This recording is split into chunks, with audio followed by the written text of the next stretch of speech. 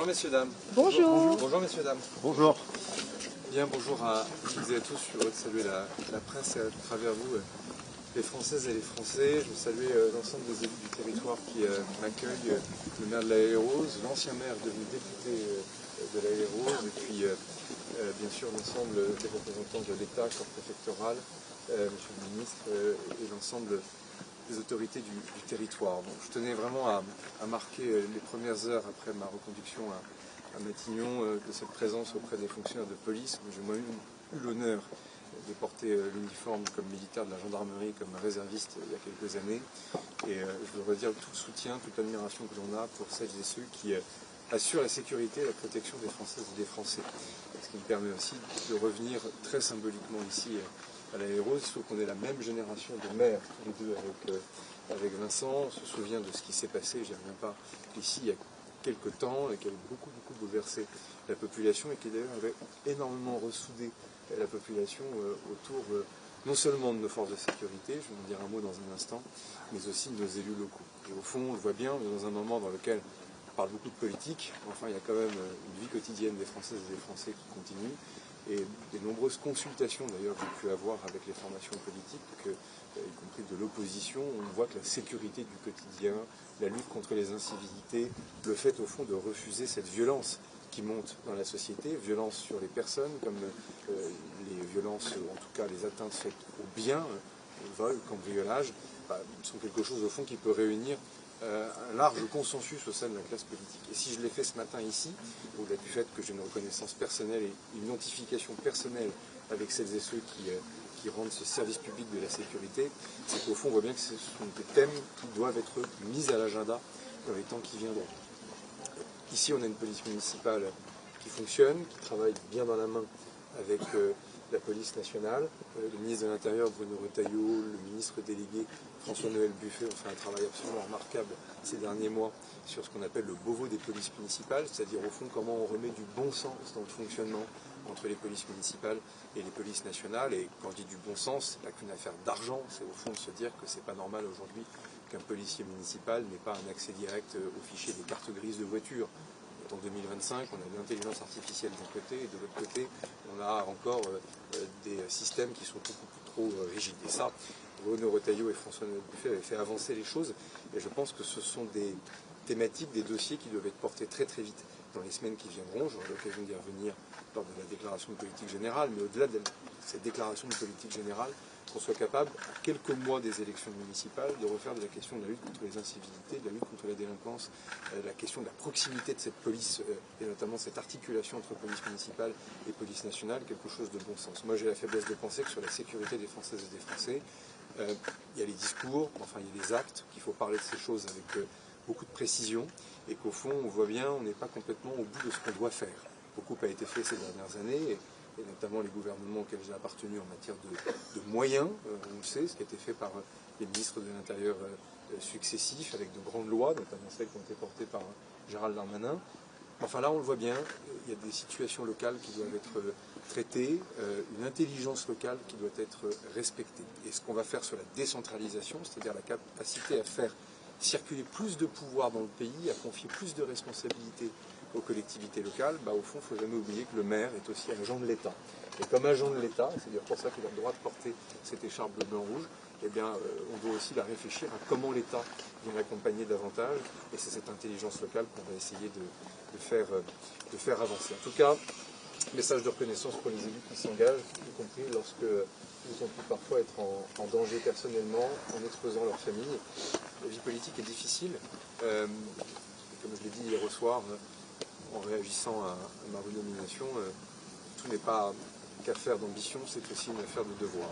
Et celles et ceux qui s'engagent, quelles que soient leurs opinions politiques, eh bien, je pense qu'il faut les y encourager. Et au fond, c'est comme ça qu'une démocratie fonctionne. Je suis prêt à prendre une à deux questions et ensuite je retourne travailler. Bonjour Monsieur le Premier ministre, Bonjour. Anne Renaud de l'AFP. Ma question porte sur l'incompréhension que suscite cette reconduction parmi les Français, y compris dans votre camp. Même certains vont dire jusqu'à dire que c'est ridicule. Qu'en dites-vous? Je pense que ce qui est ridicule, c'est le spectacle dans lequel l'ensemble de la vie politique est en train de se tenir depuis maintenant plusieurs jours. Moi, j'ai été clair en début de semaine, la mission était terminée. Bon. Il se trouve que l'urgence à avoir des textes économiques et financiers, à devoir les présenter dans les temps, à traiter du sujet aussi et des urgences liées à la Nouvelle-Calédonie, la difficulté aussi, je crois, de la mission. Pas le sentiment qu'il y avait beaucoup de candidats, pour être complètement transparent. Et donc, moi, je vais vous dire, je l'ai dit aux Françaises et aux Français à la télévision cette semaine, je n'ai pas d'agenda. J'ai pas d'autre ambition que de se sortir de ce moment qui est objectivement très pénible pour tout le monde. Donc moi je me donne une mission qui est assez claire, et après, soit les forces politiques m'aident et on s'accompagne pour le faire, soit elles ne le font pas.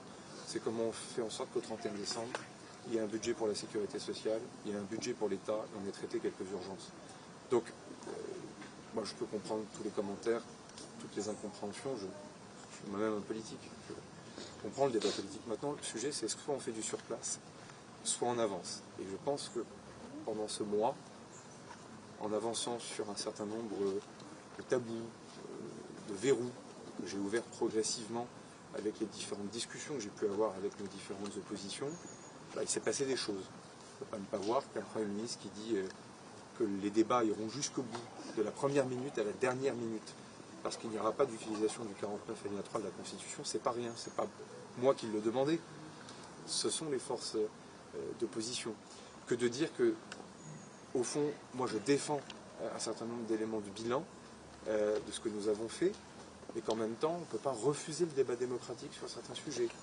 Et que notamment qu'un grand débat démocratique va avoir lieu avec l'élection présidentielle en 2027, mais que ce n'est pas pour autant que l'Assemblée nationale et le Sénat ne doivent pas se saisir de certaines thématiques, comme les partenaires sociaux. Donc au fond, c'est un moment aussi de vérité. Est-ce qu'on est capable aussi de remontrer aux Françaises et aux Français qu'on est capable d'avancer? Moi j'ai entendu hier des déclarations à la sortie de l'Élysée de responsables politiques qui me semblaient avoir envie d'avancer, avec beaucoup d'exigences. Beaucoup d'exigences. Je l'entends et je le mesure. Il y a une opposition, il y a des gens qui, comment dire, souhaitent gouverner, en tout cas vont être appelés au gouvernement. Mais je pense que là, désormais, on joue un moment important pour le pays et qu'on doit, non pas appeler à la responsabilité, parce qu'il y a quelque chose de moral toujours, et moi je ne suis pas là pour faire la morale. Je ne suis pas là pour faire la morale. Moi, je ferai mon devoir. Et je ne serai pas un problème. Je vous le dis comme je le pense. Je ne serai pas un problème. Parce que c'est comme ça que je conçois aussi la mission. Comme d'ailleurs bon nombre des personnes qui servent ici dans un commissariat. Au bout d'un moment, il y a une dimension de service public et il y a une dimension de service de l'intérêt général. De plus, moi, je n'ai pas d'autre agenda. Monsieur le Premier ministre, Hugo Capelli pour BFM TV. Est-ce que vous avancez sur cette copie gouvernementale? Quand est-ce qu'elle sera dévoilée? Est-ce que vous avez retenu, si je puis dire, les erreurs de la précédente copie, notamment en voyant ce qui se passe au sein des partis politiques de ce qu'on appelait jusqu'alors le socle commun? Je pense aux Républicains ce matin. En fait, oui, là aussi, je me suis déjà exprimé sur le sujet. Je pense qu'il faut un gouvernement qui corresponde aussi à la réalité parlementaire. C'est indispensable, c'est une démocratie. Et c'est le moment le plus parlementaire de la Ve République. Enfin, il faut aussi que ce soit désormais un gouvernement qui ne soit pas complètement prisonnier de certains appétits partisans. Vous savez, quand j'ai démissionné lundi, j'ai dit que les conditions n'étaient plus remplies. On ne peut pas être Premier ministre quand les conditions ne sont pas remplies. Ça n'a pas changé. C'est-à-dire que je le dis avec gravité, j'ai été renommé Premier ministre, mais il faut que les conditions continuent d'être remplies. Je le dis très directement, je n'ai pas de double discours, il faut être droit. Donc, par définition, il faut que ce gouvernement puisse être libre, c'est-à-dire avec des sensibilités partisanes, mais pas emprisonné par les partis. Il faut que ce gouvernement puisse être libre, y compris vis-à-vis de la prochaine élection présidentielle. Moi, je trouve ça très très bien que les gens décident d'être candidats à l'élection présidentielle. C'est très dur. Bien heureuses et bien heureuses celles et ceux qui ont ces ambitions. Mais je pense que l'équipe qui doit se concentrer sur l'actualité du pays, les attentes pour les Françaises et les Français, ne peuvent pas se disperser à plusieurs choses en même temps. C'est du bon sens. Et je pense qu'en remettant du bon sens, on va remettre du calme. En remettant du calme, on remettra de la stabilité. En remettant de la stabilité, on remettra du progrès aussi pour les Françaises et les Français. Parce qu'en fait, je le dis aussi à tout le monde, il n'y a pas de progrès social. Et il n'y a pas d'avancée quand on fait du surplace dans une crise politique. Vous savez déjà qui sera à l'intérieur? Vous avez déjà avancé sur la copie. Non, mais déjà, moi, je vous remercie Bruno Retailleau. Il a annoncé ce matin qu'il ne souhaitait pas participer au nouveau gouvernement. C'est sa décision et je la respecte. Et je l'ai dit cette semaine et je le redis, il a défendu ses convictions. Il a porté une énergie et une action importante dans un ministère qui est difficile. Il a affronté plusieurs crises cette dernière année. Et moi, je le redis, bien heureuse et bien heureux, celles et ceux qui s'engagent. Et pour leur payer au gouvernement, et s'ils le souhaitent, pour être candidat à l'élection présidentielle. Donc, vous ne m'entendrez jamais dire du mal. Jamais. Merci à tous. Merci à tous. Sur la suspension de la réforme des retraites, est-ce que vous êtes prêt à accepter la suspension immédiate et complète de la réforme des retraites? L'occasion de revenir sur ces sujets. Après, je vous le dis, je crois que tous les débats sont faciles. Dès lors qu'ils sont dans un cadre réel et réaliste, parce que sur les questions budgétaires, sur les questions armées. Vous savez, dans le Parisien, il y a 3 semaines ou un mois, j'avais dit que la réforme Borne n'était pas achevée, parce que personne ne l'a relevée. J'avais déjà dit des choses. Merci beaucoup. Merci à vous. 48 prochaines heures. Bien. Merci les élus. Monsieur le maire, merci infiniment. Le Premier ministre, merci beaucoup. Monsieur le ministre, merci infiniment. Le directeur, pardon, monsieur le président, merci beaucoup. Le directeur, merci.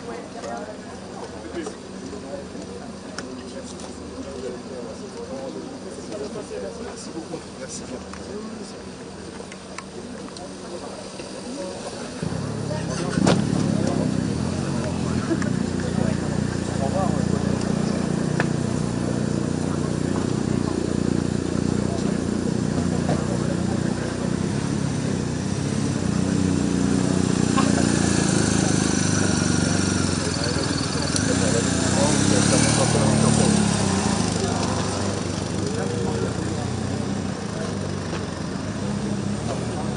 Allez, c'est bon.